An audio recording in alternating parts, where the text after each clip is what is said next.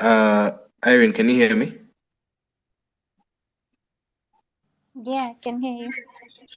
Yeah, I think we've lost Ruth again, so we have to just carry the conversation. Please, Junior, we can still speak. There's Stella on. I recognize Andrew Muhimbise. Thank you for joining in on the space. Guys that have just joined in, we have a challenge going on here. Our main speaker, Ruth, is having serious technical issues that have kept her from joining the space, and also many other people that have been trying to join the space have also failed to join in. I think Ruth is finally here. Maybe let's see if she can speak. See you. Yeah, fine, Fine. finally. Oh, I'm so sorry. I was in transit and I was having some technical difficulties. But I'm glad to be here, and I hope everyone can hear me. Yeah, we can hear you now. Okay. Maybe should I go on or Yeah, so please can start by introducing yourself, and mhm. we would also love to know how did you get into being a psychologist and a child therapist, and how the journey has been so far for you. Okay. Oh, thank you so much for inviting me here this evening, and I hope everyone's having a lovely evening. So my name is Ruth Kimani. I am a psychologist and I am a child therapist. I am privileged to work with families and individuals from young children through older adults. I enjoy engaging with children in play therapy, on up through teens who have a desire and need for hope and change. So I got into psychology through education, of course. I've studied, I have a bachelor in psychology and a master's in clinical psychology. I also am certified, I'm a certified child therapist. Um, and here in Kenya, we have organizations and associations where psychologists are licensed and are privileged to work even amongst themselves and network and be able to help where need be. So that's a bit of my background, and thank you so much again for inviting me here. Thank you so much for that. Just one more, still in the introduction. What Uh-huh. what what drives your passion to do what you do, and what keeps pushing you on? So my goal in what I do is to serve others and truly make a difference as I walk beside and assist in navigation of life challenges. As also clients find the wholeness for themselves in their lives and in their relationships. So my drive mostly comes with making a change in people's lives because not long ago, mental health wasn't something that was very openly discussed, and I am glad that now there's quite some light being, directed towards that direction. So Okay, that would be my to make that change in people's lives. That would be my goal and what drives me every day. okay. Yes. Thank you for that. So I think our first question is a bit basic, but just for people to understand the topic more deeply. Uh, what is mental health, and why should people pay serious attention to their mental health? Uh, so I'd first say mental health is as important as physical health because mental health affects physical health. So you find that people focus so much on their physical health, and yet that they don't tap into their mental health. So in simple definition, mental health is a person's condition with regard to their psychological and emotional well-being. So you find that people drive themselves, with physical health, or rather towards physical health. But what about, your psyche? What about your emotions? Are you able to cope? Do you have skills that you have at the back of your pocket, where if something happens, or when something is happening through life, because life challenges are always there, life challenges will always be there. So are you strong enough mentally to be able to cope with that? So that would be on regard to the definition of mental health, and how it's also linked to physical health. Thank you. Before you joined, one of the people here asked a question about depression. So he wanted to understand what depression is, and and the symptoms. How does one know that they are depressed? And we also shared a fact that a fact that I came across, where they say that depression can be genetic. You can be born with it. So we just want to know what depression really is at a deeper level, and how do you know that you're depressed? Because I feel like these days also, most of us say I feel depressed, and sometimes it's just stress. Yeah, And but we also know yes. about people that, And I'm you so can go glad ahead. I'm so glad you brought that up, because it's very true that we always, or a lot of people, say I'm depressed, I was in depression. Depression generally is it's a mood disorder, and it causes a persistent feeling of sadness and loss of interest, in your daily routine, or your daily, uh, what your day to day, that is. So in simple definition, it's just a mood disorder that causes sadness. However, depression requires a medical diagnosis. So as much as, we interact and we say we were depressed, it might not be depression. You might have had a depressive period, but you might not be suffering from depression, because within diagnosis, or when you're diagnosing clinical depression, or depression in itself, we call it, in psychology, we call it major depressive disorder. When you're diagnosing MDD, there's a criteria that you follow to diagnose depression. So yes, you might be feeling sad, but that's just one of the symptoms of depression. So when as a psychologist, when you're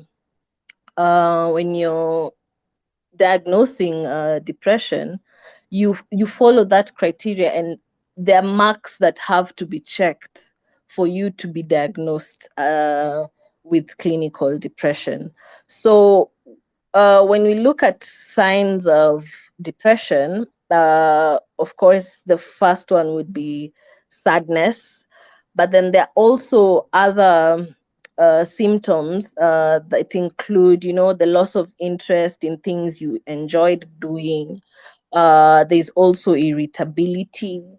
When we talk of also sleep patterns, so they might be excessive sleeping, or insomnia, which is lack of sleep. There's also, when it comes to your appetite, there's loss of appetite. So it can be either side, where you lose appetite, or you're overeating, which then again leads to either weight loss or weight gain. There's also, when you talk of withdrawing from, interacting with people, when you withdraw from even taking care of yourself, because you find when you're in this, you're in this episode, or when you're in a depressive state, you even lack the energy to take care of yourself. So you find that with that lack of energy, and with that not taking care of yourselves, brings about, other signs that you'd see around, around the person, or people will notice about you. So those are just some of the symptoms of depression. There's a lot to talk about when we are talking of depression, but I think for now those are the ones that really stand out during diagnosis of depression. Thank you for that. The next question is, is there a difference between depression and anxiety? And we've heard of things like people getting panic attacks. And at what, if someone is having a panic attack, can someone have a panic attack without being depressed or having anxiety? But the first thing is, what's the difference between the two things, anxiety and depression? So depression generally, as we've discussed a bit earlier, is that it's a feeling of sadness. When we talk of anxiety, it's the feeling of worry or nervousness, being uneasy about something or being terrified about something happening. So it's that like strong concern about the future, about what is going to happen to you. So that is the difference between depression and anxiety. So when we talk of depression, it's more sadness, it's more gloomy, it's more, lack of interest, loss of appetite. When you talk of anxiety, it's more of worry, being agitated, being very concerned that it also affects, your day-to-day routine. And then when we talk of anxiety, it comes with its symptoms. And what is a fact is that anxiety is normal. It's normal to be anxious. It's normal to be afraid of, something happening. That's a normal human reaction. When I go a bit deeper into anxiety, it's actually a defense mechanism. And I'll use maybe an analogy. Let's say like a deer sees a lion, right? And when a deer sees a lion, it thinks about something, and that thought is what will cause the reaction. And if the thought is worry, if the thought is concern, or if the thought is being scared, then it will either fight or flight, or it will freeze. That means it will have no reaction. So it will either run, or it will fight the lion, or it will freeze. So anxiety is a normal human reaction, and it's normal to be anxious. I mean, I'm sure we've all gone through, or most of us have gone through situations where, we get anxious. An example would be examinations. Because you're concerned about your grades, you'll be anxious about it, and it's okay to be anxious. But then anxiety becomes a problem, or it becomes a disorder, when now it affects the way you function normally. So when we talk of anxiety, and when we talk of its signs, includes things like, perspiration, that means sweating, fast heartbeat, and an increased heart rate. There's rapid breathing. When you're scared, you get cold, or you get very hot. So those are signs, that there's some signs of anxiety. But then when it becomes a problem, is when now you're not able to work through those signs, or rather through those symptoms. So anxiety is normal, but when it affects you and how you function as a person, then that's when it becomes a disorder. And when we're talking of panic attacks is it's let me see, it's an anxiety. It's when anxiety is at its peak, right? So it's just a sudden episode of intense fear or anxiety. So a panic attack is also known as an anxiety attack. And it's just when the anxiety is, it's just a sudden episode. It's usually within a period of time where the anxiety symptoms are at their highest, based on either a perceived threat rather than an imminent danger. So that means it it might not really be the case. You might not really you don't really need to be anxious at that moment. I mean, you don't need to react to it. It's something you have imagined, or it's something that's really worrying you, that's causing this sudden episode of that intense anxiety. So panic attacks would have the same symptoms or signs as anxiety itself, but now this is it's very intense, and it's usually within a period of time.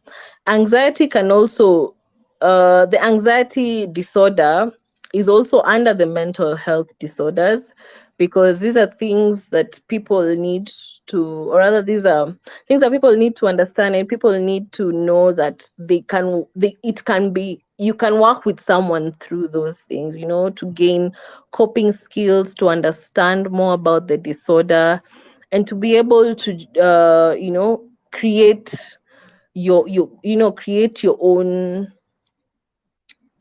quote unquote world, in the sense of you have everything ready for you to use when need be. Okay. Thank you, Ruth. Just from the things you've said, Mm-hmm. I just want to understand. Uh, Mm-hmm. can someone be born with these conditions? And secondly, as a child therapist, can we find such conditions with children being depressed, Mm-hmm. having anxiety at a very young age? Um, I will start with the second question when it comes to children. Um, Most of the children who get anxiety disorder are children who are mostly in environments that are very harmful to them. And harmful might not mean war. Harmful might mean it's not conducive for their growth. So you find that something as simple as, child neglect, where the parent is not there to even be emotionally available for the child. The child may, present a fear and worry that may cause anxiety in them. And or rather, the most common anxiety within children is separation anxiety, where the children are scared of being away from their parents, because they've not gained those skills through development to be able to stay separated from their childhood, or rather from their parents. However, uh, things like the generalized anxiety disorder or panic disorder is also common in children, or it's also found in children. However, when I talk of children, I talk of anyone below the age of 18, and that's how it is in Kenya. So we work around that, and the on the onset of such anxiety disorders is usually at the age of 13.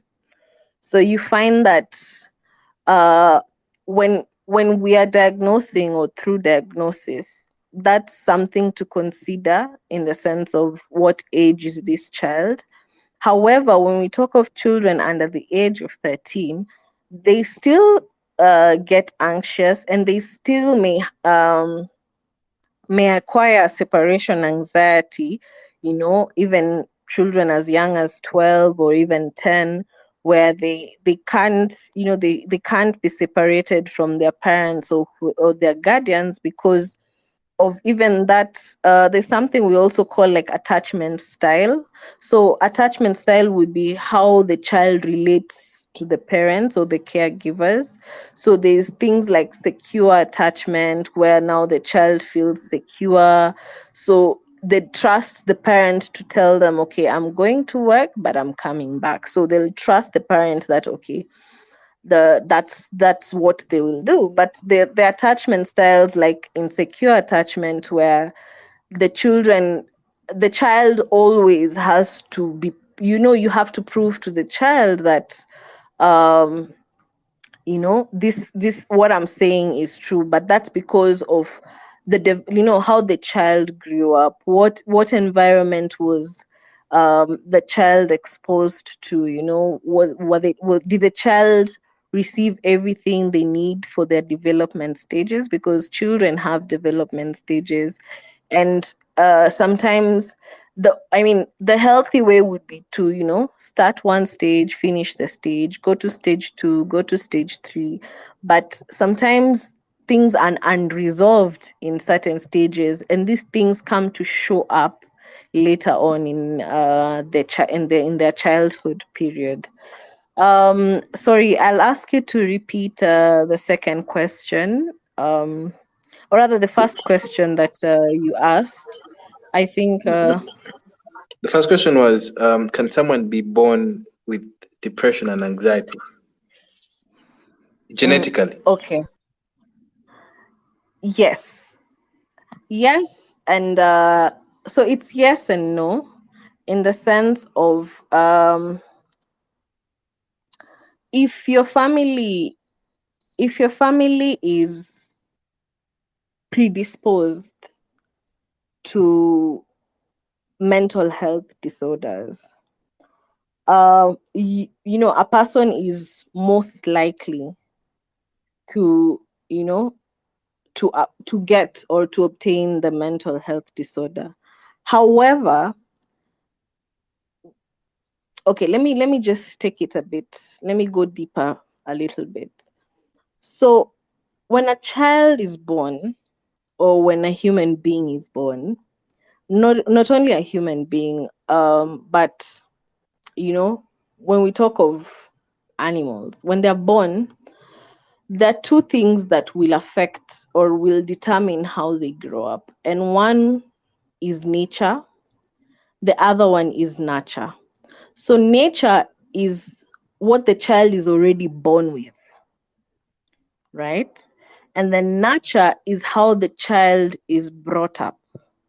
And that even happens to animals. You find that you cannot compare a zoo lion, or a lion in a zoo, and a lion in the wild, because this lion in the zoo is brought up differently or grows up differently than the lion in the wild, because you find that even the lion in the wild will overpower the lion in the zoo, because of how it had to, or rather that it had to grow up, with survival skills, or gathering or obtaining survival skills. And that happens the same way with children.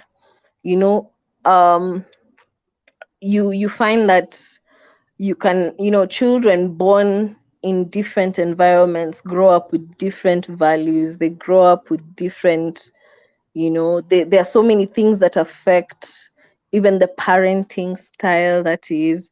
So um if there is, like GAD, that's generalized anxiety disorder, can be inherited. However, it's not, it's not certain that, okay, I have someone in the past with, or rather someone in my family line with a mental health disorder, then that means I will get a mental health disorder. So that's why I'd say it's yes and it's no at the same time. But yes. Thank you, Ruth. I think Irene has a question, and I Uh-huh. think if anyone in the on the space, if you have a question, please you can request, and we can allow you to ask Ruth something. Irene, shoot. Thank you, Ruth, for the information you're sharing. But my interest is more Yes. on cyberbullying. I just want to Okay. know if you have ever been bullied on internet before, and how did you Mhm. handle the situation? Oof. I mean, the answer is yes. The answer is yes. I've been bullied in the internet, and I've also experienced one-on-one bullying. I mean, having grown up in Kenya, I don't know how many of us are around here. Our secondary school system, bullying was made a norm, or we grew up at a period where bullying was, we called it monolization. So it was such a normal thing or normal experience to go through.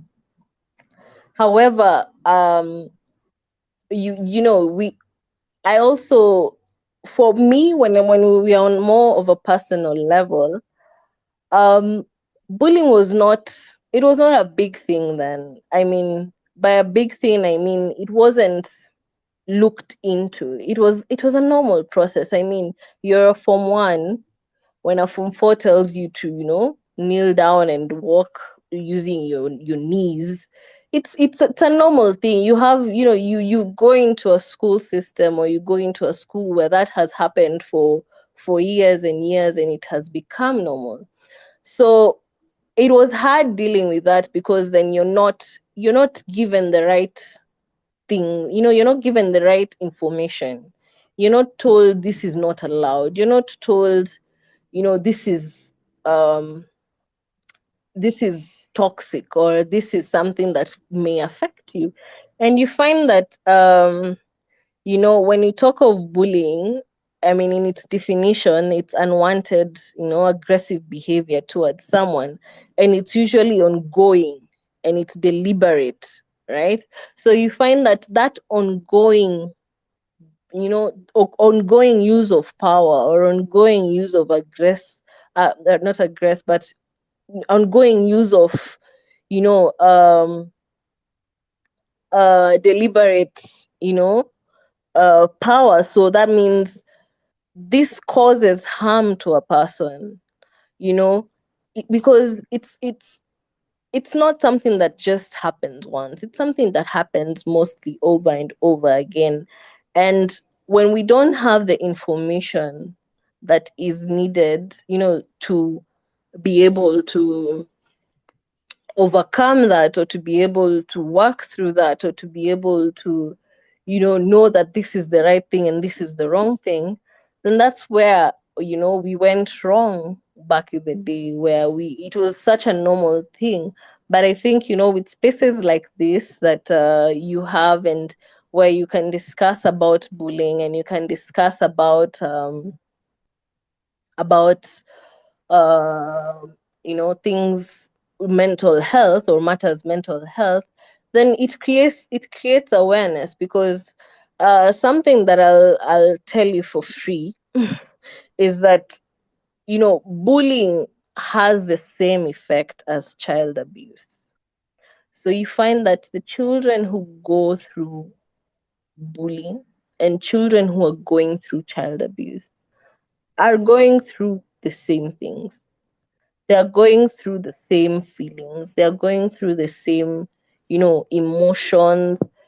And that causes an impact in the long term, and the fact that it's also ongoing makes it even worse, because it's something that happens over and over and over again. And especially with children, they don't realize that this is bullying. They don't realize, we're discussing in a different space where, people don't understand even the subtle bullying. Because, bullying is always known as, kicking, shoving,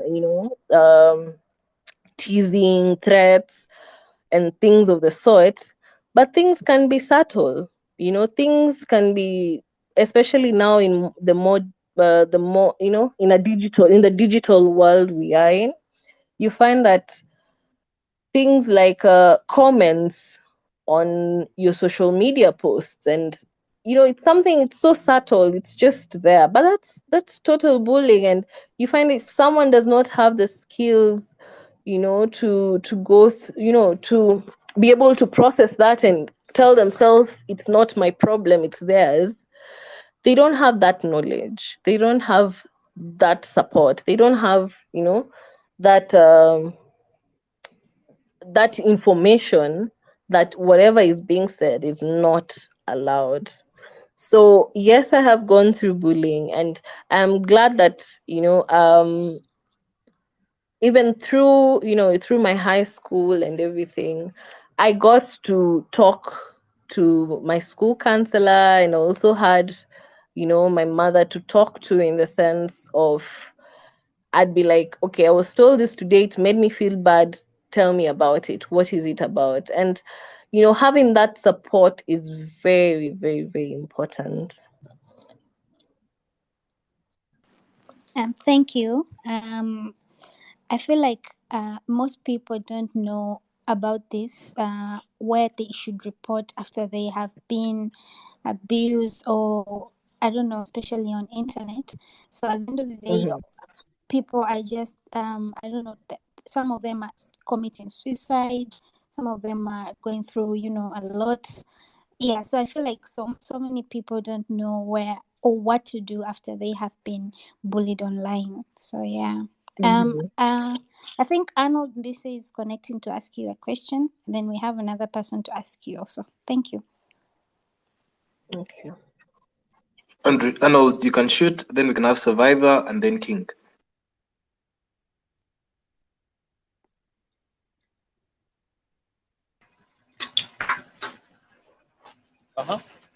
Yes.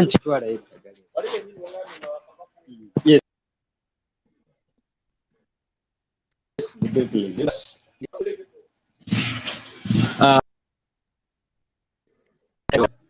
I've been following everything, so I would like to know if cyberboard and it is torturing me psychologically in one way or the other than psychological treatment or psychosocial. Is there anything else that I can do, or kind of medicine that I can take to put me back in a normal ways, or it is only psychosocial support that can.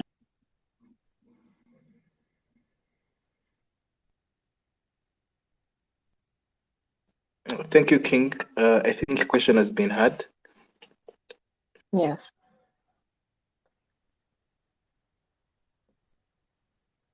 Is there any other questions? I can answer all of them together.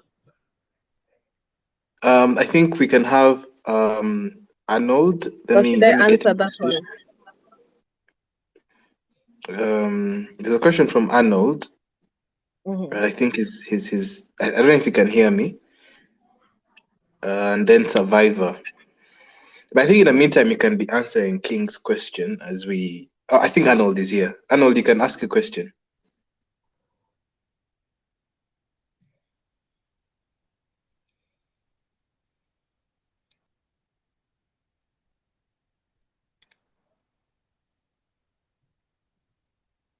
I think we've lost Okay. Arnold again. Let me try to No put on problem. Junior.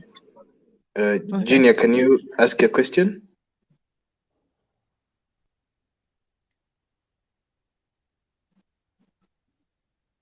Junior, can you ask your question?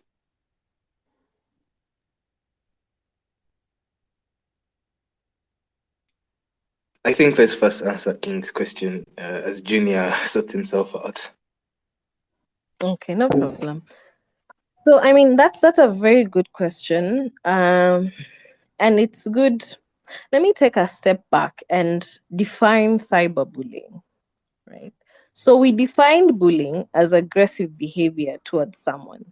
But then generally bullying can be physical, so that's hitting, kicking, spitting, right? It can be verbal, that's teasing, or threats of physical harm, or name calling, harassment.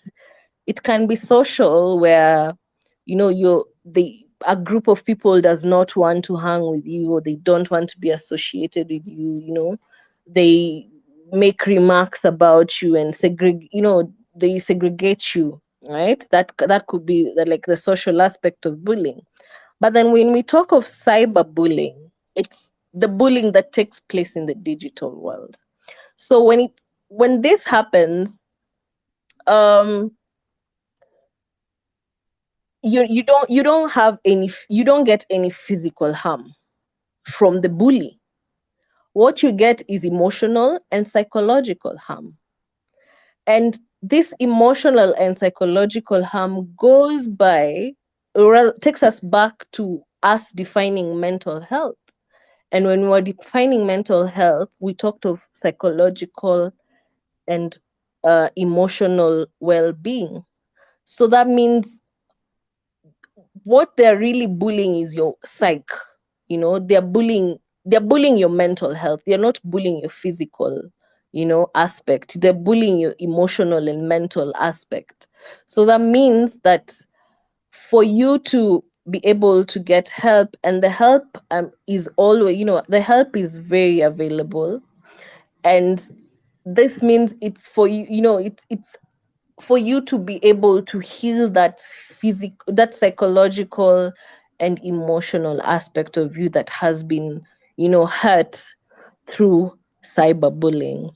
And it's a very significant concern that I mean, cyberbullying, that is, it's a very significant concern because, one, children as young as 8, 7, they have access to computers, tablets, they have access to laptops and televisions, and the gaming systems where they're able to interact with people who are from all over the world, with all their nature aspects. Remember talking about nature and nurture. So all their nature aspects and all their values. And they might, you don't even know who this person is most of the time. And that's also why it's a significant concern, because you don't know these people. They might be anonymous, they might not be people from the school. And the thing, even with children and younger adults, especially adolescents, is that it doesn't end when school ends. Back in the day when we were being bullied in school, we'd go home and have a very good holiday season. The bullying was in school. We left it in school. So when we go back, we'll find it in school. But when it comes to cyberbullying, it's everywhere. It follows you so long as you have your, your tech gadgets. And, and there's no one to even intervene, right? Because when it's back in school, you see, okay, this form 4 told me to do this and I didn't like it, so I'll go tell the teacher, and the teacher will come and maybe punish or do something to the older child or the older person, or the bully, that is. But when it comes to cyberbullying, most of the parents don't even know when their children are being bullied. They don't have any idea of what the children are going through. What they see is just the child on the phone, and they might think everything is okay. So that creates a very significant concern, because, especially, again, I'll kind of focus on all, yeah, like adolescents, so older children or younger adults. It's that in this stage, in this stage of development, of human development, a person is finding their sense of identity. And in finding that sense of identity, when this finding sense of identity is interrupted by cyberbullying, that's when you get those, you get the impact to the child, because they grow up, for example, I'll give an example of maybe, uh, let's say fat shaming, right? And you're cyberbullied because of your weight over and over and over again throughout your adolescent period, or rather adolescent stage. And then when you go into, being a younger adult and even moving forward, you find that, you're even very critical. You're even very your self-esteem is down there because of this constant bullying. So to answer, now that I've talked a lot, but to answer his question is that the help you can get is psychological help. Someone to help you, heal through that psychological and emotional, quote unquote, damage done through cyberbullying. Thank you, Ruth. John Moshi, can you ask your question if you can hear me? Unmute your mic. My question was: is bullying a symptom of mental illness? And then I wanted to know the social.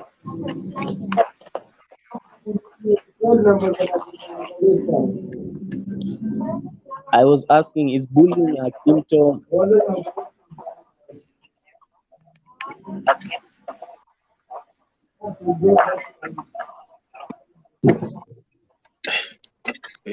Junior, can you speak?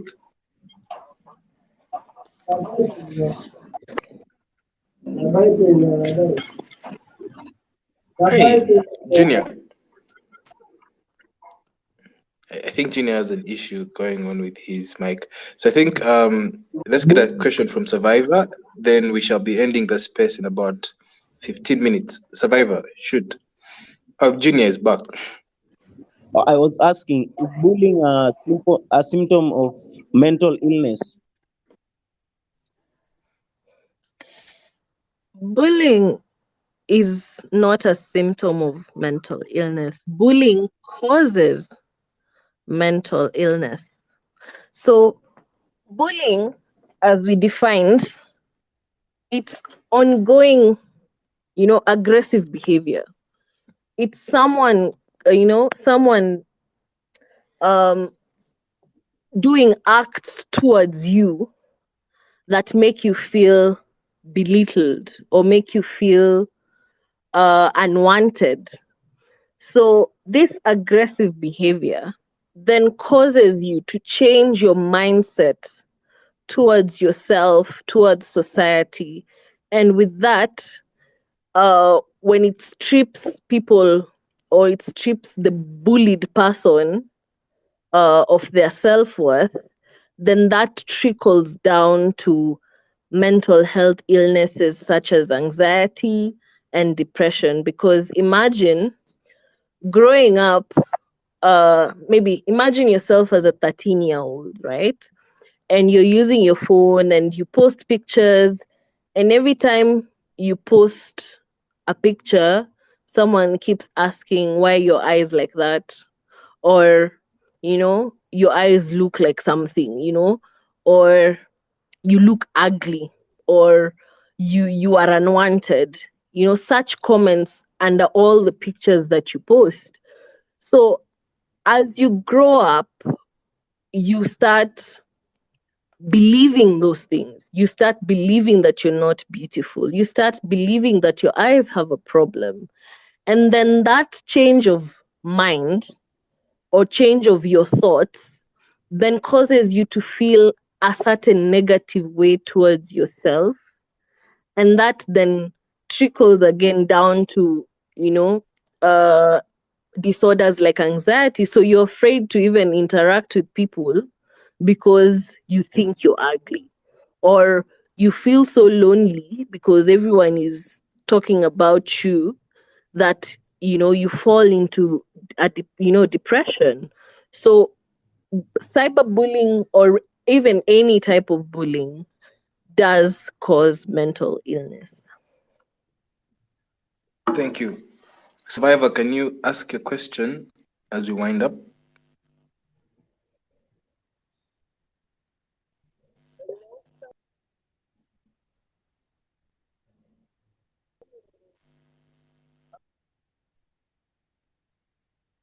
Survivor, can you ask your question, please?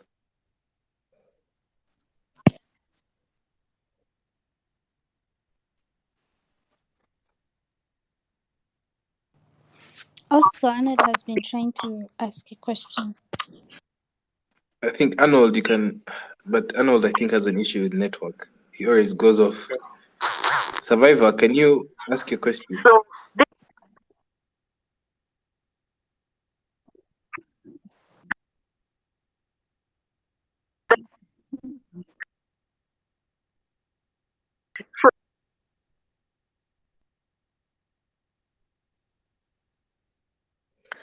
I think Can let's they first have put it Arnold down in the speak. comments? Yeah. Maybe and if you can hear us, Survivor, put your question in the comments. Then we can, it can be answered. I think as we wind up, what what kind of medical attention can someone going through depression, anxiety, go for, or do you advise as a psychologist that people should use other coping mechanisms when it comes to depression and anxiety? I think Arnold is now here. Let me see if you can get on to speak. Arnold, you can ask your question. I don't know. I think meanwhile you can be answering that. What kind of uh, medical attention in terms of drugs and stuff should people use to deal with the anxiety or anxiety and depression, or do you advise that people shouldn't go for drugs, clinical drugs, and use other coping mechanisms? So I'll answer that question with something I said before, which I'll start with that, where I mentioned that depression and anxiety disorders are clinical disorders. They're clinical disorders. So that means they require a diagnosis. Now, a diagnosis can only be made by a professional. A diagnosis can be made by a psychologist. A diagnosis can be made by a psychiatrist. And those are the only two people who can diagnose. However, the only person who can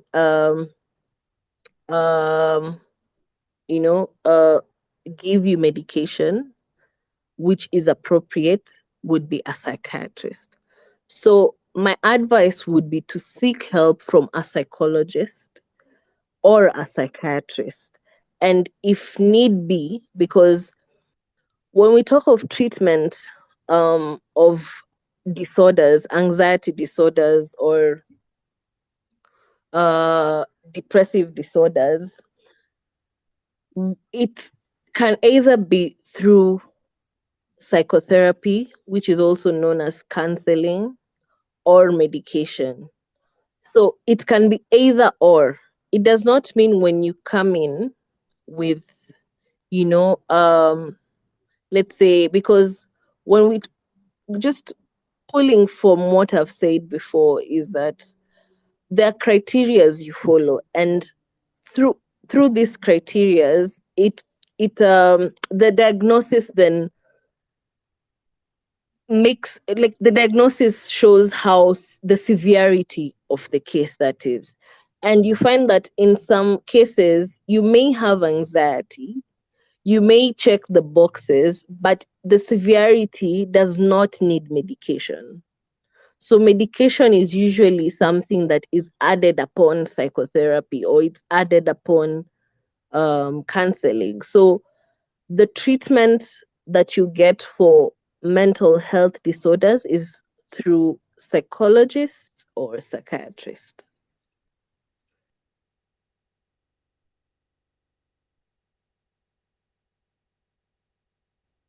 Can you hear me? I'm just reading a question from Arnold, and he's saying he has been on drugs for some time now, and every time he tries to quit, he ends up repulsing. Can that change? Totally. That can totally change.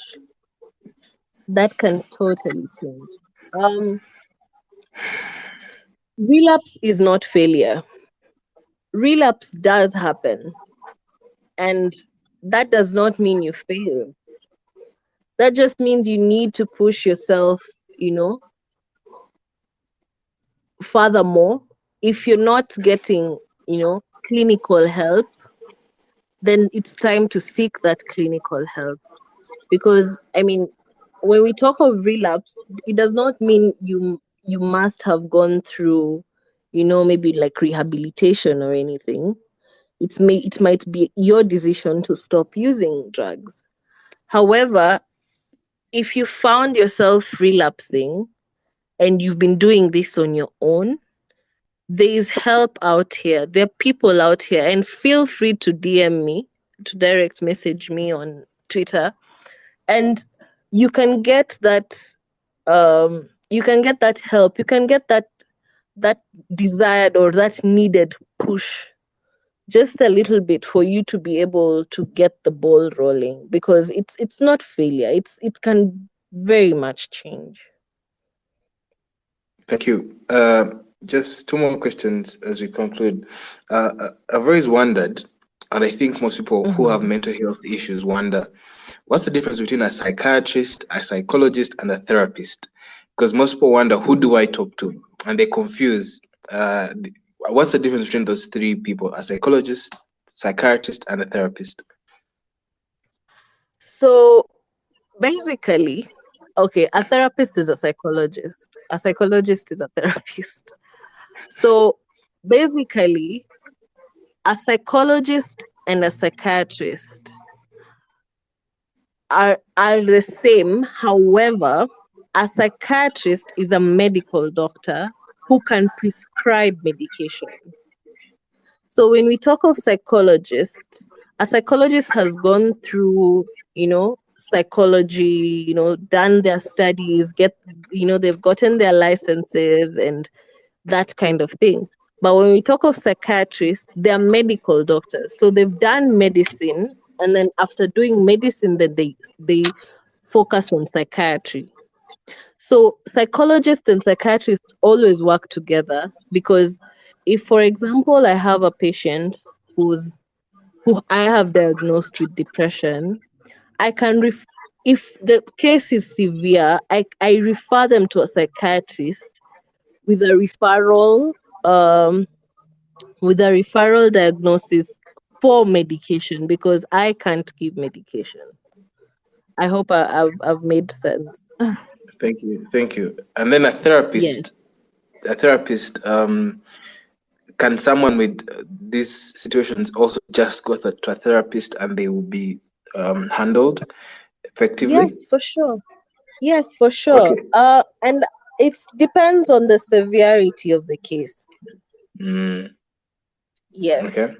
Okay. So another question from Survivor asks, he would like to ask if whether rejection falls under. He says, I would like to ask, rejection falls under which disorder, and how can he overcome it? I think his question is mainly around rejection, and he's asking if rejection falls under any of the disorders and how he can overcome rejection. Rejection does not fall under any of the disorders. However, rejection can cause you to feel something different, and these feelings can trickle down to causing disorders like depression. So rejection in itself is not a disorder. However, rejection makes you feel, let me give an example of unwanted. And once you start feeling unwanted and believing that you're unwanted, that trickles down to you feeling sad, and then can trickle down to you falling into depression. How can you overcome it? Get help. Get to see someone, see a psychologist, see a counselor, you know, and sometimes it's good to talk to your friends, look at things from a different perspective, because the thing I have noticed in my practice is that when it comes to, you know, a disorder like depression, it's mostly based around your feelings, how you feel. So those feelings, your feelings are yours. So you have personalized them. You are the one who's created them. And by getting a different perspective, then you're able to see, at least a glimpse of light, or you see another, a whole other perspective. So talk to people around you, get help from psychologists, counselors, see someone about it, and you'll be able to work, towards something. Thank you, Ruth. I think the questions from the guys on the conversion are done, but just two more questions as we conclude, which Yes. someone earlier Aaron asked. So the first question is, how has the modern environment, or what I can say, modern circumstances, worsened issues of mental health in general? Then the last question will be, you talked about in the beginning how sometimes you confuse stress with depression and that. But and I think from what you've said, what I can pick is that we need to be more aware about how we feel and intentionally try to, talk to people or change environment, like try to make ourselves feel better, not to fall into depression or anxiety. So the last question will be, how do we equip ourselves with better coping mechanisms with everything that we feel, the stress and all that we usually confuse with depression? What advice can you give? What skills can we equip ourselves with to have what what better coping skills can we adopt to deal with situations and be more positive? And that will be the last question. I don't know if you've got the two questions clearly. I could repeat them. Okay. Yes. Let me start with the first one. When we're talking about how does the modern, how has modern life affected our mental health? With modernization comes a lot of things. With modernization comes modern technology. It comes with industrialization. It comes with um, generally being able to see a lot, rather than if it was back in the day. Now you can just, we are here talking, and some of us are in Uganda, some of us are in Tanzania, and it has made the world a small place. And with the world being a small place means that, it's like we've brought the whole population into a very small, small area. So everyone with everything that they grew up with, because we all grew up with different backgrounds, we all have different values, we all have obtained different characters, personalities, and we interact very much. Or rather, we interact easily and very much through things like social media. This has also it has caused us to even start comparing ourselves, telling ourselves, okay, maybe I didn't grow up the right way. But again, who told you? Who told you didn't grow up the right way? However, this modernization, or this shrinking of the whole world into such a small, area, or a small, it's like we are all in a small room where we can converse easily, yet we are miles apart, has caused now things like cyberbullying. Cyberbullying wasn't there, let's say, in the 30s, or in the 1930s, in the 1950s. Cyberbullying wasn't a thing. It's a thing of today because of how technology is growing. So that means that modernization comes with a lot of effects, and this generally is associated with higher rates of depression, higher rates of anxiety, higher rates of that comparison even makes you feel embarrassed, higher rates of even suicide. So modernization has actually been a very big impact on mental. It has actually affected mental health a lot. And then now the second question was, kindly remind me.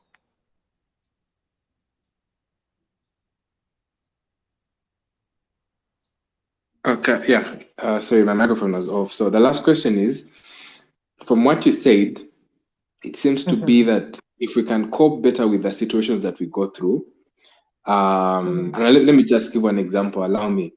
In the beginning, Mm-hmm. one of the participants here talked about how she went through what she called a depressive period of time because she didn't have a Mm-hmm. job, she's done with school, and she felt depressed. She termed it as depression. But from what you've Mm-hmm. said, it seems to be that if we have better coping skills, then we can better deal with situations and avoid falling into depression and anxiety. So, as a Mm-hmm. psychologist and child therapist, what skills should we equip ourselves with to better cope and deal with situations that could lead us to get it into mental health issues? Um, I mean that's a good question, and it's also good that you brought it up because you see, spaces like this allow us to interact. They allow us to, talk about mental health and learn something, you know, and this causes awareness, because as much as yes, we are in a modern world, there are a lot of myths about mental health, and creating spaces and conversations like this uh, allows us to gain those skills. It allows us to understand what exactly is happening, because I mean, as we said earlier, you'd say me, I had depression, but did you? Because was it diagnosed? It might have been a depressive period, and we are not belittling that, but it's good to understand exactly what mental health is, and what we can do about it. So when it comes to how can we gain coping skills in the sense of uh, mental health, I mean, I'd say first, uh, keep interacting in such platforms where you learn different things, because people talk about different issues, people talk about different topics. When it comes to cyberbullying, I'd tell you probably one of the best preventive measures would be, especially for children, is for you to be very, to monitor very much, and to be able to also, educate children about cyberbullying, so that they understand that, okay, when someone tells you this, you are not, it's not good. Or when someone tells you this is, they're bullying you, and they understand exactly what bullying is. So joining spaces like this expands your knowledge to be able to gain those skills that are required to cope with different mental health issues and different topics. And then also, of course, having going for therapy or seeing a counselor. One of the things, and I have not, or it's something that is very common, and I have noticed myself in practice, is that people think that you go to a therapist because you have a problem, because you're sick, or because you're quote unquote mad, or because you're not normal. But I mean, there's a lot in therapy that you learn that is not even about sickness. Therapy can be about self development. Therapy can be about becoming your better self. Therapy can be about creating good relationship. Therapy can be about communication skills. Therapy can be anything and everything that you want. So it's not that you have a problem or you're sick for you to see a psychologist or to see a therapist or to see a counselor, go get those counseling sessions. Go see someone. Talk about, what you're going through. See different perspective. Gain that that knowledge. And you gain something that you can actually use in use in your life or in your day-to-day routines that then cause or makes that difference in your life. So talk to people, and I'm sure like we have the internet now, so it's very easy for us, or it has become easier for us to gain access to such facilities or to such people. So DM that person, talk to that person, and get to learn something. I don't want to say get help, because it doesn't mean you're sick, but get the knowledge. That knowledge is very important. Yes, so that's what I'd say about that. Thank you so much, Ruth. And I hope Survivor and Arnold and Junior got their questions, were able to listen in and get their answers. So as we conclude, once again, thank you so much for your time, Ruth, and joining in the space and sharing all this knowledge that you've shared. But how can people reach you? There are people within Nairobi or Kenya, or even people online. How can they reach out to you for your services and your guidance? My direct message on Twitter is very available. You're free to direct message me, and I do respond to my messages. Um, you can also email me. If you need my email, I'll definitely just you can ask for it, and then you can email me, and then we can have ways in which we can create spaces in which we can interact and talk about, anything that you would wish to. So I believe my handle is on your page, or uh, I can share it in the comments, Oh, sure. because I'm Thank you so thinking much. I could give my telephone number. However, I know that Yeah. I think that's yeah, not that safe. We can just do the email. Yeah. we're international here. True. Yeah, Yes, but I so think it I think might be a someone bit can ask. difficult. Someone can ask for it in the inbox. Irene, do you have something to say? And we also have Andrew Muhimbis. I don't know if he has anything to say before we close the space. Irene, can you hear me? And Yes, Andrew, I do you have can hear. anything to ask? I think we can wind up with the space. Thank you so much for everyone who has joined in. Thank you again, Ruth, for your time and your all the wisdom that you shared. I hope we've all learned something, one or two things. And I think Andrew has something to say. Uh, Let me add him as a speaker. Please, Andrew, Sorry. shoot. Oh,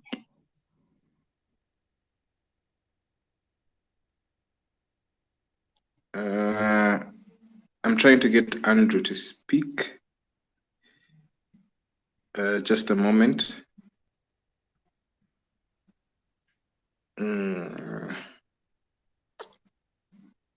Andrew, can you hear me? Can you speak? I think Andrew has failed to get on, but yeah, one of the biggest things I think is we all have to try to have self-awareness. Andrew's here. Yeah, Andrew, you can speak. Hey,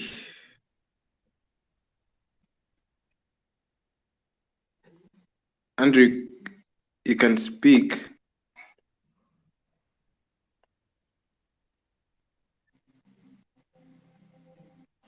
Okay, I think let's just close up. So Yeah, I think we should have to be self-aware about mental health and try to reach out for help wherever we can access it.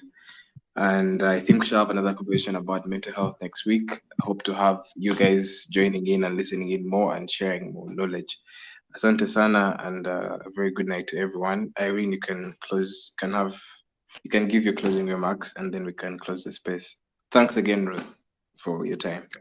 Thank you too. I enjoy having such conversations. I enjoy people joining in and getting to get the little bit of knowledge that you can get. And I am happy to be here. And it's good that you guys are creating such spaces for people to learn and, you know, uh, be able to openly converse and openly learn where there's no judgment or there's no that kind of thing. So it's a good thing, and I commend you for this, and thank you very much again.